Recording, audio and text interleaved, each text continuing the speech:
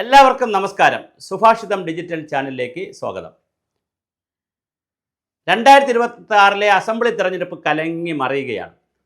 അങ്ങനെ മറിഞ്ഞ് വരുമ്പോൾ സ്വാഭാവികമായിട്ട് ഇപ്പോൾ സംഭവിക്കുന്ന മറ്റൊരു പ്രധാനപ്പെട്ട കാര്യം, Joseph group, Kerala Congress Joseph group Mani Congress ഇങ്ങോട്ട് വരണ്ട എന്നാണ് പറഞ്ഞിരിക്കുന്നത്. കാരണം വന്നാൽ ഒരുപാട് കൺഫ്യൂഷൻ ഉണ്ടാവും.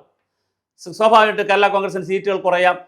UDF വരാൻ സാധ്യതയുള്ള സാഹചര്യത്തിൽ കേരള കോൺഗ്രസ് കൂടുതൽ സീറ്റുകൾ ചോദിക്കാം, മന്ത്രിസ്ഥാനം ഒന്നോ രണ്ടോ ചോദിക്കാം. അങ്ങനെ ഒരുപാട് സാധ്യതകളുള്ള സമയത്താണ് അപ്പു ജോൺ, സീനിയർ വൈസ് പ്രസിഡൻറ്റോ വർക്കിംഗ് പ്രസിഡൻറ്റോ മറ്റുമാണ് നമ്മുടെ കേരള കോൺഗ്രസ് ജോസഫ് ഗ്രൂപ്പിൻ്റെ, എനിക്ക് തോന്നുന്നു വർക്കിംഗ് പ്രസിഡൻ്റാണ്.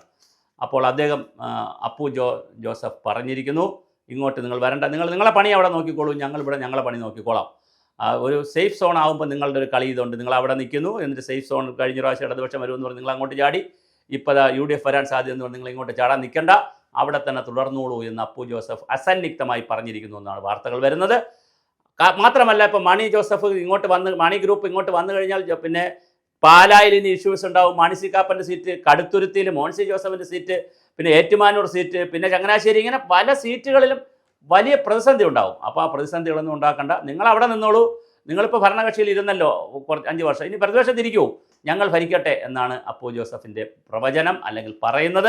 തീർച്ചയായിട്ടും ജോസഫ് ഗ്രൂപ്പിൽ നിന്ന് വളരെ കൃത്യമായി ജോസഫ് ഗ്രൂപ്പിനെ കാര്യങ്ങൾ പറഞ്ഞു തുടങ്ങിയിട്ടുണ്ട്. അത് P. ജോസഫ് സാറല്ല പറഞ്ഞിരിക്കുന്നത്, അതിൻ്റെ വർക്കിംഗ് ചെയർമാനായിട്ടുള്ള അപ്പു ജോസഫാണ് പറഞ്ഞിരിക്കുന്നത്. അപ്പോൾ എന്തായാലും കേരള കോൺഗ്രസ് രാഷ്ട്രീയം മധ്യ തിരുവിതാംകൂറിൽ കലങ്ങി മറിയുകയാണ്. അതിൽ ജോസഫ് ഗ്രൂപ്പിൻ്റെ നിലപാട് ശക്തമായി വന്നു കഴിഞ്ഞു. ഇനി തീരുമാനമെടുക്കേണ്ടത് UDFും കോൺഗ്രസും മുസ്ലിം ലീഗും ഒക്കെയാണ്. എന്ത് തീരുമാനമെടുക്കുമെന്ന് നമുക്കറിയില്ല. എന്തായാലും ജോസഫ് സാറിനെ പോലെയുള്ള വളരെ സീനിയറായിട്ടുള്ള ഒരു നേതാവിൻ്റെ വാക്കുകളെയോ അദ്ദേഹത്തിൻ്റെ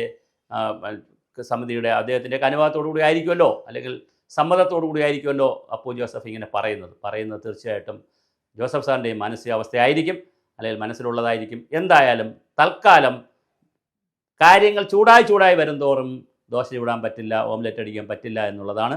ഗ്യാസ് പോകും. എന്തായാലും തൽക്കാലം നിങ്ങൾ ഇങ്ങോട്ട് വരണ്ട, നിങ്ങളുടെ പാളയത്തിൽ നിന്നോളൂ. നമ്മുടെ പാളയത്തിലേക്ക് ആവശ്യത്തിനുള്ള ആളുകളുണ്ട്. RJD അടക്കമുള്ള ആളുകൾ വരാൻ നിൽക്കുന്നു. അതിനിടയിൽ ജോസഫ് ഗ്രൂപ്പിലേക്ക് അല്ലെങ്കിൽ UDFിലേക്ക് മാണി ഗ്രൂപ്പിൻ്റെ ആവശ്യമില്ല.